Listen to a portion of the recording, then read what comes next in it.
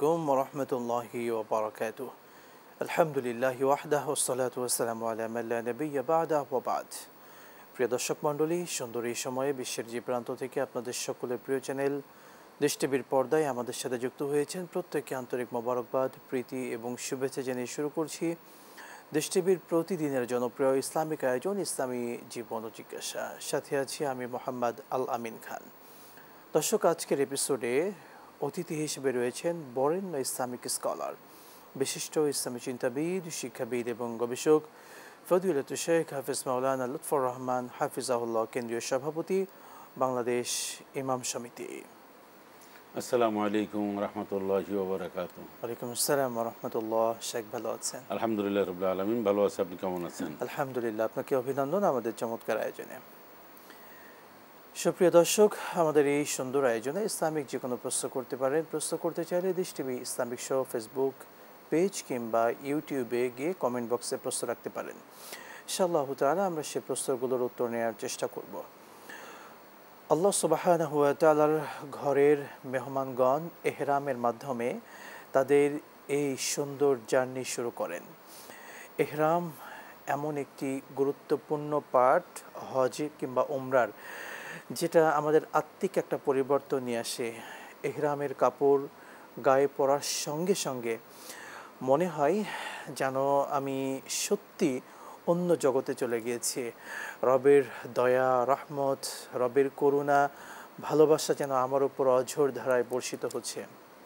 প্রিয় দর্শক মণ্ডলী, হাজী সাহেবগণ হজের জন্য যে এহরাম করেন, সেই এহরামের গুরুত্ব, তাৎপর্য নিয়ে আজকে আমরা শুনবো আমাদের শ্রদ্ধেয় শেখের কাছ থেকে ইনশাআল্লাহ তাআলা। শেখ, বাইতুল্লাহর মেহমানগণ হজের সফরের জন্য যখন পুরোপুরি প্রস্তুতি নেন এবং জার্নি শুরু করেন এহরামের মাধ্যমে, এই এহরামের গুরুত্ব এবং তাৎপর্য দর্শকদেরকে জানাবেন। বিসমিল্লাহির রহমানির রহিম। নাহমাদুহু ওয়া নুসাল্লি আলা রাসূলিল কারীম, আম্মা বা'দ। ধন্যবাদ আপনাকে। দেশ টিভির লাইভ আজকের এহরামের বিষয়টা আপনি নিয়ে আসছেন। অত্যন্ত গুরুত্বপূর্ণ একটি বিষয়। হজের একটি ফরজ বা রোকন। হজের মধ্যে 3টি ফরজ, এর মধ্যে এহরাম বাঁধা। এহরাম হচ্ছে নিষিদ্ধ, হারাম কাজ থেকে বিরত থাকা। একজন মুসলমান যখন হজের নিয়ত করবেন তখন তার প্রথম কাজই হচ্ছে এহরাম বাঁধা। এহরাম হচ্ছে যে শুধু সাদা কাপড়টা পরলো সেলাইবিহীন এমনটি না। এহরাম হচ্ছে কয়েকটি কাজের সমন্বয়। যেমন প্রথম হচ্ছে হজ বা উমরার নিয়ত পেশ করা, এরপরে সেলাইবিহীন একটি কাপড় পরা, এবং আরও কিছু আনুষ্ঠানিকতা আছে, নামাজ পড়া অথবা এই মানে আল্লাহর কাছে দোয়া করা। এই নিয়ত, এহরামের কাপড় পরা, সাথে সাথে তালবিয়া পাঠ করতে হয়। লাব্বাইক আল্লাহুম্মা লাব্বাইক, লাব্বাইক লা শারীকা লাক লাব্বাইক ইন্নাল হামদা ওয়ান নি'মাতা লাকা ওয়াল মুলক লা শারীকা লাক। এই দোয়াটা 3বার পড়বে, এরপরে সে এহরাম বাঁধলো। এহরাম মানে হচ্ছে তার যে কাজগুলি বৈধ ছিল সেই বৈধ কাজগুলি এখন তার কাছ থেকে তার জন্য অবৈধ হলো। যেমন হারাম করে নিয়েছে, নিজেকে নিজে হারাম ঘোষণা হলো। যেমন নিজের স্ত্রীর সাথে এখন আর একান্তে মিলন করতে পারবে না, বা এমন কোনো পর্যায়ের আলোচনা বা স্ত্রীর সাথে এমন কোনো কথাবার্তা অ্যাটিটিউড করতে পারবে না যেটা এহরামের বাইরে যায়। স্বীকার করতে পারবে না, নখ করতে পারবে না, চুল করতে পারবে না, তারপর সাবান দিয়ে গোসল করতে পারবে না, এমনকি সুগন্ধি লাগাতে পারবে না, শিকারি করতে পারবে না। এরকম ঝগড়া অন্য সময়ের স্বাভাবিক হালাল কাজ এই সময় নির্দিষ্ট যেগুলো আছে হারাম করে নিয়েছে। এর নাম হচ্ছে এহরাম। শুকরান, জাযাকাল্লাহ। আমরা এহরামের সংক্ষিপ্ত পরিচয় পেশে আসলে এহরামের এই পোশাকের মাধ্যমে, এহরামের পোশাক গায়ে দেওয়ার পরে আসলে এটা আমাদের আত্মিক কি পরিবর্তন নিয়ে আসে বা আসা দরকার?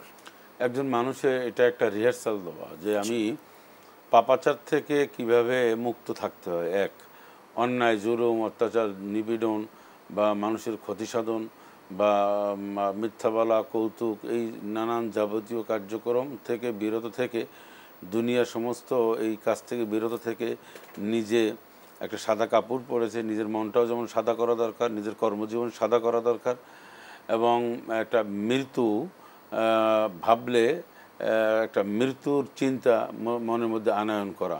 কারণ এহরামের পরে প্রতিটা মুহূর্তে একজন হাজির আল্লাহর কাছে দোয়া কবুল হয়। সেজন্যে সে যেমন ঝগড়াঝাটি তারপর হাসি ঠাট্টা বা বিদ্রুপ বিদ্রোহ অনেকগুলি তার জন্য যেমন নিষিদ্ধ, ঠিক তেমনিভাবে একজন মানুষ এহরাম বাঁধবে। এবং এহরামের আরেকটা বড় শিক্ষা হচ্ছে ঐক্য, যে সমস্ত বর্ণ, তারপরে ছোট বড় কালা সাদা সব কিন্তু একই পোশাক পরেছে। অতএব এটা একটা ঐক্যবদ্ধ শিক্ষায়, একই আল্লাহ, একই রসুল, একই ইসলামী বিধিবিধান যে মানতে হয়।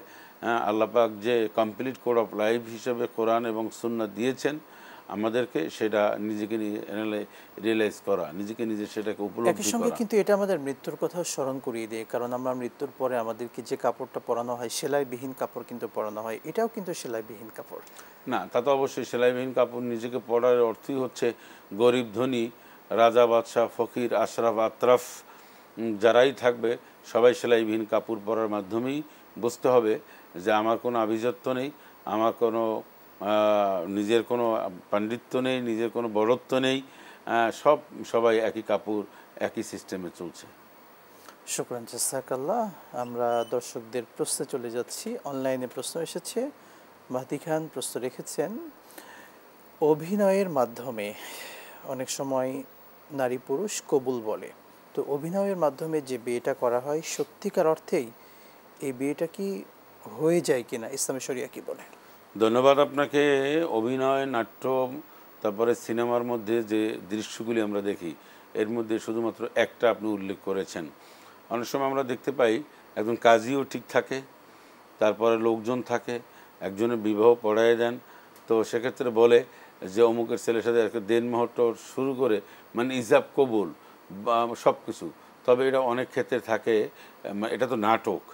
আরেকটা হচ্ছে যে এখানে একটা জিনিস, সেটা হলো যে নিজের নাম তারপরে কন্যার এগুলি একটু মানে আর্টিফিশিয়াল থাকে, মানে এটা ফলস থাকে, চেঞ্জ করে এটা করে, এটি কবিরা গুনাহের কাজ। সত্যিকার হলে বিবাহ হয়ে যাবে, কারণ বিবাহ শর্ত হচ্ছে ইজাব কবুল, সাক্ষী, দেনমোহর, যা কিছু সব অ্যারেঞ্জমেন্ট আছে। শুধুমাত্র ওখানে নাই যে নিজের হয়তো নামটা, কন্যার নাম বা এগুলি তারা ফলস বা সাজিয়ে গুজিয়ে নেয়, এইটাই শুধুমাত্র পার্থক্য থাকে। কিন্তু মূল বিষয়টা হচ্ছে অভিনয়ের পার্ট, এইটা ছাড়া কি আর দুনিয়ায় কি কোনো কিছু নেই? যে শরীয়তের একটা বিষয়কে নিয়ে তার অভিনয় করতে হবে। শুধু তাই না, আপনি দেখবেন একজনকে প্রতারক ভণ্ড বানানোর জন্য তাকে বানানো হয়, যার তাকে দাঁড়িয়ে। এই পয়েন্টটি গুরুত্বপূর্ণ, পয়েন্টটি একটু বিশ্লেষণ করে বলবেন। আমাদের মানে খলনায়ক চরিত্রে বা খারাপভাবে উপস্থাপন করা হয় দাড়ি টুপিওয়ালা মানুষদেরকে, বা এই সিম্বলগুলোকে খারাপভাবে উপস্থাপন করা হয় বিভিন্ন নাটক, সিনেমা বা অভিনয়ে। আসলে আমরা এই কাজটা ঠিক করছি কিনা? না, নিশ্চয়ই এটা তো এটা ধর্মীয় দৃষ্টিকোণ থেকে একটি গুরুতর অপরাধ, কারণ শরীয়তকে হেয় প্রতিপন্ন করা হয়। একজন মানুষ যে খারাপ চরিত্রের অধিকারী, তার যাকে বানানো হয় খলনায়ক বলেন আর যা বলেন, তাকে দাড়ি টুপি তসবিও থাকে, তাকে টুপি থাকে, পাঞ্জাবি জুব্বা থাকে, তারপর আরবি ভাষা নিয়ে তারা মানে ব্যঙ্গচিত্র করে। এবারে দেখবেন আল্লাহর কসম বারবার বলবে, তারপরে জান্নাত জাহান্নামে গিয়ে অনেক কথা বলবে, তুমি জাহান্নামের চৌরাস্তায় যাও বা তোর জন্য মানে নানান অভিশাপ দিবে। এই যে অনেক সময় আমরা দেখেছি যে একজন আরেকজনকে অভিনয় করতে গিয়ে মানে তো এমন সব অভিশাপ দেন যে অভিশাপগুলি মানে এভাবে উপস্থাপন করা হয়। শরীয়ত যেগুলি, এই জন্য তো শরীয়ত এগুলিকে নিষিদ্ধ ঘোষণা করেছে। শরীয়ত বলেছে এইরকম অভিনয়, নাট্য, সিনেমাও যারা বানাবে তারা সতর্কতা অবলম্বন করবে, এই জন্য এটা জায়েজ নেই। হ্যাঁ, লাহওয়াল হাদিস, সূরা লোকমানের মধ্যে বলা হয়েছে, তারপরে সূরা শুআরার মধ্যে বলা হয়েছে। হ্যাঁ, এইগুলি হচ্ছে সম্পূর্ণ একটি অনিসলামিক কার্যক্রম, শয়তানের ধোঁকা, শয়তানের কার্যক্রম, শয়তানের সৃষ্টি। এখন আমার প্রশ্ন হচ্ছে যে আমরা শরীয়তের বিষয় নিয়ে আমরা এগুলি ব্যঙ্গচিত্র কেন করি? আমাদের কি মরতে হবে না? আমাদেরকে আল্লাহর কাছে জবাব দিতে হবে না? তো এইরকম শরীয়তের বিষয়গুলি নিয়ে আমরা শরীয়তের যে সমস্ত ফ্লেভার আছে, শরীয়তের যে সমস্ত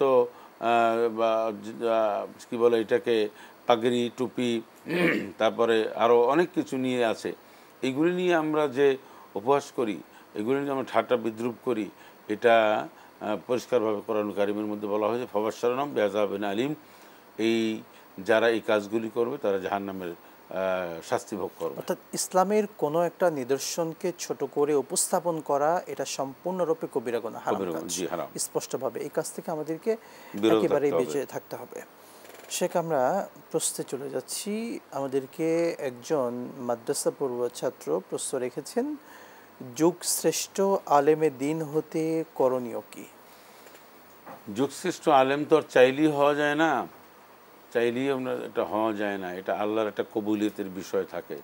সেজন্য তাকে সচ্চরিত্র, ন্যায়নীতি, ইনসাফ এটাকে প্র্যাকটিস করা এবং এই লাইনে বিদ্যা বা এলেম চর্চা করা। যুগশ্রেষ্ঠ একজন আলেমে দিন, আমরা শুধু আলেমে দিন বলতে আমি যদি আর একটু ব্রডলি ব্যাখ্যা করি যে মাদ্রাসাতে দাওরা পাস করতে হবে, কামিল পাস করতে হবে এমন না। আলেমে দিন কিন্তু মাদ্রাসায় কিছু পড়ে অথবা মাদ্রাসায় না পড়েও ইসলামী দিনই শিক্ষা চর্চা করে তারা অনেক ধরনের বড় ইসলামিক স্কলার হতে পারেন। কারণ আমরা অনেক ইসলামিক স্কলার দেখেছি, যদিও তারা গতানুগতিক কোনো মাদ্রাসায় না পড়লেও তারা নানানভাবে কোরআন এবং সুন্নাত চর্চা করেছেন, বিভিন্ন শায়েখদের কাছে পড়েছেন এবং তারা এটা স্টাডি করতে করতে একটা সময় বড় বড় ইসলামিক স্কলার হয়েছেন। সেজন্য মেইন হচ্ছে তাকওয়া, আল্লাহর ভয় একজন মানুষের মধ্যে আনয়ন করা, খুলুসিয়াত থাকা, তারপর তার সচ্চরিত্র, ইনসাফ, এইগুলি চরিত্রের মাধুর্য, এইগুলির মাধ্যমেই একজন ইসলামিক স্কলার হওয়া সম্ভব। মনে রাখতে হবে, মানুষের প্রিয় হওয়ার চেয়ে, জননন্দিত হওয়ার চেয়ে আল্লাহর কাছে নন্দিত হওয়া, আল্লাহর প্রিয় হওয়াটা একটা জরুরি বিষয়। নিঃসন্দেহে আমরা দোয়া করছি, আমাদের সেই ভাইটির জন্য দোয়া করছি, আল্লাহ আপনাকে যুগশ্রেষ্ঠ ইসলামিক স্কলার হিসেবে কবুল করুন, আমিন।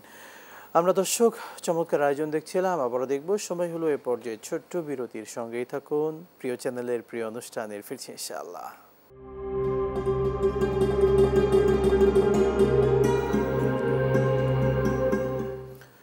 বিরতির পর আরও একবার স্বাগত জানাচ্ছি আপনাদের প্রিয় চ্যানেল দেশ টিভির পর্দায় জনপ্রিয় ইসলামিক আয়োজন ইসলামী জীবন ও জিজ্ঞাসায়। দর্শক, আমরা আজকের আয়োজনে কথা বলছিলাম ইহরামের গুরুত্ব এবং তাৎপর্য নিয়ে। আমরা হজ সংক্রান্ত যে কোনো মাসালা যদি জানতে চাই বা ইসলামিক যে কোনো মাসালা জানতে চাইলে দেশ TV Islamic show Facebook page কিংবা ইউটিউবে কি কমেন্ট বক্সে প্রশ্ন রাখতে পারেন। আমরা আজকে অতিথি হিসেবে পেয়েছি শেখ লুৎফর রহমান হাফিজাহুল্লাহর কাছে। শেখ, আপনার কাছে আরও একবার আসতে চাই। আমরা বিভিন্ন বিষয়ে প্রশ্ন শুনছিলাম, দর্শকদের প্রশ্ন নিচ্ছি। আমাদেরকে আয়েশা সিদ্দিকা প্রশ্ন রেখেছেন, মৃত ব্যক্তির পক্ষ থেকে কোরবানি করা জায়েজ কিনা? ধন্যবাদ। মৃত ব্যক্তির উপর কোরবানি ওয়াজিব না। জি, কোরবানি ওয়াজিব হচ্ছে জীবিত ব্যক্তি হতে হবে এবং সে যদি মালে নিসাব অর্থাৎ কোরবানির যে কন্ডিশন শর্ত এটা যদি হয় তাহলে কোরবানি তার উপর ওয়াজিব। মৃত ব্যক্তির পক্ষ থেকে কোরবানি ওয়াজিব না, নফল হতে পারে। দান সাদাকা যেমনি দেওয়া একটি নফল ইবাদত তাদের পক্ষ থেকে, ঠিক সেভাবে তাদের পক্ষ থেকে কোরবানি দিতে পারে কেউ, অর্থাৎ সেটা আল্লাহর রাস্তায় গরিব এতিম মিসকিনকে দিয়ে দেবে। অর্থাৎ সন্তানরা চাইলো যে আমার মৃত বাবার পক্ষ থেকেও একটা কোরবানি আমি দেব। হ্যাঁ, তবে এই কোরবানির গোশতটা গরিব এতিম মিসকিনদের টোটালটা দিয়ে দেওয়াই সবচেয়ে উত্তম। জি, শুকরান, জাযাকাল্লাহ। একই সঙ্গে আমরা আরেকটি প্রশ্ন নিচ্ছি, কাদের বাসায় কোনো খাবার খাওয়া উচিত না? আমরা অনেক সময় বিভিন্ন বাসা, অর্থাৎ অনেকে বিভিন্ন সুদের সাথে যুক্ত থাকেন বা অনেকে বিভিন্ন পারিবারিকভাবে তাদের বাসায় খাওয়াটা একান্ত উচিত না বিভিন্ন কারণে। তো এমন কোন কোন ব্যক্তি আছে যাদের বাসায় স্বাভাবিকভাবে খাবার না খাওয়াটা ভালো? আচ্ছা, দেখুন, এখানে একটা হচ্ছে শরীয়তগত বিষয় আর একটা হচ্ছে রুচি। জি, তো প্রথমত হচ্ছে যে অমুসলিম কাফিরদের বাসায় খাওয়া দাওয়া ঠিক না। তবে কোনো আপ্যায়ন করার ক্ষেত্রে কোনো কার্যক্রম কেউ যায় এবং আসে, সেক্ষেত্রে শুকনো খাবার টাবার থাকবে, এটা অমুসলিমদের ঘুষ ইত্যাদি অ্যাভয়েড করবে। এখন আসে মুসলমানের বিষয়টা হলো, যদি কোনো মানুষ বুঝতে পারে, জানতে পারে যে টোটাল ইনকামটাই হচ্ছে সুদের, টোটাল ইনকামটাই হচ্ছে ঘুষ বা হারাম ওয়েতে টোটালটা, তাহলে সেখানে তার বাসার খাওয়াটা এটা ইসলাম সম্মত না, খাওয়াটা ঠিক না, এটাই হচ্ছে। তবে যদি পরিবেশ পরিস্থিতি যেমন হয় যে আপনি সরাসরি এমন গুরুত্বপূর্ণ ব্যক্তি অথবা যেই হোক না কেন আপনি তাকে না করতে পারছেন না, তবে সেক্ষেত্রে আপনি খাবেন, কারণ আপনারটা তখন জায়েজ হয়। সে যদিও হারাম ইনকাম করেছে কিন্তু সেটা তার দায় দায়িত্বের উপর পড়ে। কিন্তু তাকওয়ার লক্ষণ হচ্ছে পরহেজগারির বিষয়টা হচ্ছে পরহেজগারি হচ্ছে পরহেজগার মানে কি পরহেজগার হচ্ছে বেঁচে বেঁচে চলা হ্যাঁ বেঁচে বেঁচে করা মাছে এবং কাটা যেমনিভাবে আমরা বেছে বেছে নিই ওই রকম এখন হালাল এবং হারাম ঠিক তদ্রূপই সেক্ষেত্রে এই সমস্ত জায়গায় অ্যাভয়েড করা বা উপেক্ষা করাটা খুব জরুরি তাহলে সামাজিক একটা সে চাপ সৃষ্টি হবে তার উপর প্রয়োগ করা হয় একটা মানসিক চাপে থাকে যে আমি আজকের ইমাম সাহেবকে দাওয়াত করে আমি আমার বাসায় আসে না কোনো আলেম ওলামা আসে না কোনো দিনদার পরেজগার নামাজি একজন মানুষ আমার বাসায় দাওয়াত দিলে আসতে চায় না কারণ আমি সুদ খাই বা আমি প্রচণ্ড একজন খারাপ ব্যক্তি বা জেনাকারী হ্যাঁ বা পতিতাবৃত্তি এরকম অনেক আছে সমাজে তো এইটা তাকে এক ধরনের একটা শিক্ষা দেওয়া নিঃসন্দেহে। অসংখ্য ধন্যবাদ শেখ। আমরা আমাদের সামাজিক একটি মাসালা নিচ্ছি। দর্শকরা একই প্রশ্ন আমাদেরকে বারবার করেন যে রাগের মাথায় 3 তালাক দিয়ে দেয় স্বামী স্ত্রীকে। এটা অহরহর প্রতিদিন প্রায় হচ্ছে অসংখ্য পরিবারে এবং এই বিষয়টি ছেলে খেলার মতো কেমন জানি হয়ে গিয়েছে। রাগের মাথায় 3 তালাক দিয়ে দিল, এরপরে যে আমি ভুল বুঝতে পেরেছি, এটা ঠিক হয়নি, এখন আবার আমি ওয়াইফকে ফিরিয়ে নিতে চাই। এই যে সিচুয়েশন তৈরি হচ্ছে শেখ, এখানে মূল যে পয়েন্টটি, বিয়ের আগে একজন নারী পুরুষ তাদেরকে কোন কোন বিষয় জানা একান্ত জরুরি? শরিয়া মাসলা মাসাইল জানতে হবে। পারিবারিক জীবনে যে বিধিবিধান রয়েছে, স্বামীর মর্যাদা স্ত্রী এবং স্বামী দুজনই জানতে হবে। স্বামীর কি, স্বামীও নিজে জানবে আমার দায়িত্ব কী, কর্তব্য কী এবং স্ত্রীর মর্যাদা কী, আর স্ত্রীও জানতে হবে যে আমার কি দায়িত্ব কর্তব্য স্বামীর উপরে। দুজন এই শরিয়াতের বিষয়গুলি তাদের একটা ক্লিয়ার থাকা উচিত এবং তাদের মধ্যে অনৈক্য সৃষ্টি হয় এমন কোনো কার্যক্রম বা এমন কোনো কাজে ইনভলভ কেউকে না জানানো উচিত। এখানে বড় একটা পার্ট বা রোল প্লে করে উভয় পক্ষের পরিবারের লোকজন, যে তাদের মধ্যে অনৈক্য সৃষ্টি হয়, তাদের মধ্যে একটা অশান্তি সৃষ্টি হয়, মানে তাদের মধ্যে একটা নানান ধরনের ডমিনেট মানে করার চেষ্টা করে, একজন আর একজনকে ভুল বোঝানোর চেষ্টা করে, এইগুলি। আর স্বামী স্ত্রীর উভয়ের এই কাজগুলি উপেক্ষা করা চলা উচিত এবং শরীয়তের বিধিবিধান ওয়াকিবহাল থাকা উচিত আগের থেকেই। আমরা আমাদের দেশে নারীও জানে না যে তার কী মর্যাদা, স্বামীর কী মর্যাদা, স্ত্রীর কী মর্যাদা, হ্যাঁ, বা তার জীবন ইসলামিক জীবনযাপন করার মতন বিন্দুমাত্র জ্ঞান তাদের মধ্যে না থাকার কারণেই পারিবারিক জীবনে যখন তারা আটকে যায়, যখন ইনভলভ হয়, যখন জুড়ি হয়, তখন তারা বিভিন্ন সময় শরীয়তের এই সমস্ত বিধিবিধানগুলি লঙ্ঘন করে। তবে উভয়ের ক্ষেত্রে ধৈর্য সবর এখতিয়ার করা উচিত, শয়তানের ওয়াসওয়াসার থেকে মুক্তি পাওয়া উচিত, মুক্তি থাকা উচিত এবং একে অন্যের প্রতি সদয় ইজ্জত সম্মান এটা প্রতিষ্ঠা বা এটাকে প্রাধান্য দেওয়া উচিত। সেক্ষেত্রে তালাকের বিষয়টি বারবার যেটা আমরা সামনে দেখতে পাচ্ছি যে রাগের তালাকের বিষয়টি আমি আপনাকে স্পষ্ট করে বলি। দেখুন, তালাকের মাসালাটা একটু মূলত একটু বিশ্লেষণযোগ্য নিঃসন্দেহে। এখন আমাদের যে মাযহাব, এই ইমাম আবু হানিফা রাহমাতুল্লাহ আলাইহি যে কওল বা মাযহাব, এখানে কিন্তু পরিষ্কার ওলামায়ে কেরাম থেকে শুরু করে সবাই বলছেন যে রাগের মাথা তালাক দিয়ে তালাক হবে। কিন্তু অন্যান্য মাযহাবে তারা বলছে যে তালাকের উত্তম পন্থা হলো 3 তহুরে 3 তালাক দেবে। তো 3 তহুরে 3 তালাক দেবে, এটাই হচ্ছে তালাকের 1 নম্বর সিস্টেম বা তরিকা। এর বাইরে দিলে সেটা বেদাত হবে। তো বেদাতের একটা সংজ্ঞা আছে, কুল্লু বেদাতুন দলালা ও কুল্লু দলালাতুন ফিন্নার। তো এখন এগুলা অনেক মাসআলা, তবে এর চেয়ে বড় কথা হচ্ছে যে এই দিকে না যাওয়া হলো, এটা শয়তানের ওয়াসওয়াসা হয়। আর সেটাই আমরা কেন এইদিকে যাব, আমরা রাগের মাথায় শয়তান এটাই কিন্তু আমাদেরকে বারবার প্রয়োজনা দেয় যে তুমি 3 তালাক দাও, এবং এটাই কিন্তু করছে। দেওয়ার পরে কিন্তু ভুল বুঝতে পারছে যে আমি এটা কি করলাম। এটা সব জায়গায়, এটা একটা কাজ ঘটনা ঘটার পরেই তার উভয়ের মধ্যে একটা চিন্তা চেতনা আসে। তবে উচিত হচ্ছে শয়তানের এই সমস্ত ধোঁকার থেকে আগের থেকে সতর্ক থাকা। আল্লাহ আমাদেরকে বোঝার তৌফিক দিন। শেখ, সবশেষ আমাদের মূল শিরোনামে দর্শকদেরকে একটু শোনাবেন। এহরাম, এহরামের কাপড়, আমরা বিশেষ করে এহরামে অর্থাৎ কাপড় পরার পরে আমাদের পুরো হজের জার্নিটা আসলে কেমন হওয়া উচিত একটু বলবেন সংক্ষেপে। এহরাম বাঁধার পরে একজন হাজির উচিত হচ্ছে সে দয়ুফুর রহমান, আল্লাহর মেহমান, সেই হিসাবে নিজে বেশি বেশি তালবিয়া পাঠ করা, দোয়া দুরুদ পাঠ করা, আল্লাহর বড়ত্ব প্রকাশ করা, অলিতু কাব্বিরুল্লাহ আলা মাহাদাকুম। আর একটা হচ্ছে অন্যের জন্য দোয়া করা, নিজের জন্য দোয়া করা এবং চুপচাপ সুন্দরভাবে একটা হজে যে সুন্দর একটা হজ নির্ভুল একটা হজ, এই হজটা যাতে করে সুন্দর করে পালন করতে পারে সেই জন্য নিজেকে সংযম রাখা, নিজেকে সামলিয়ে চলা রাখা, এবং কোনোভাবে ফালা রাফাসা ওয়ালা ফুসুকা ওয়ালা জিদালা ফিল হজ্জে, ঝগড়াঝাটি, তর্ক বিতর্ক, নিজের অধিকার আদায়ের জন্য কোনো না কোনো একটুভাবে উৎপাত করা, চিল্লাচিল্লি করা, উগ্র মেজাজে কথা বলা, এই সমস্ত সব কিছু পরিহার করা এটা একটা জরুরি বিষয়।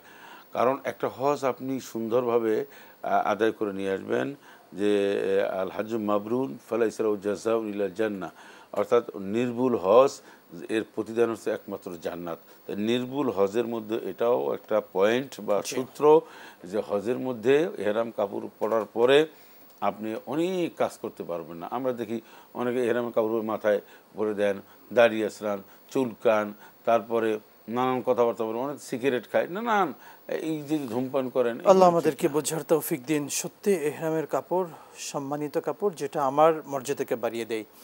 এই জন্য আমাদেরকে সচেতন থাকতে হবে। শেখ, আপনাকে অনেক ধন্যবাদ।